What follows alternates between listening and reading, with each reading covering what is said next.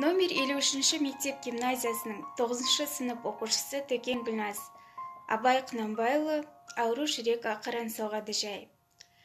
Ауру жүрек соғады ақырын жай. Шаршап қалған кеудемде тулай алмай.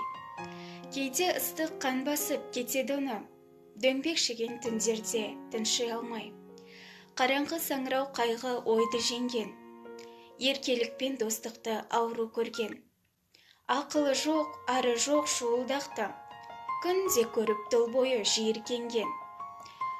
Өткен күнді тірілтіп қайта шөлдеп, осы күнді күндемес қарғап міндеп.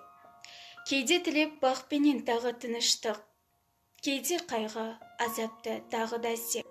Кейде ойлайды жылауға қайғызарын, тынышсыз күнде ойлаған дерттің бәрін.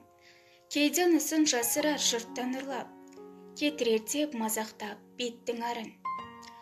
Ауру жүрек ақырын соғады жай, тығып білдіре алмай. Кейде ыстық тағы да қан басады, кейде бір сәттің шығар, үн шығармай.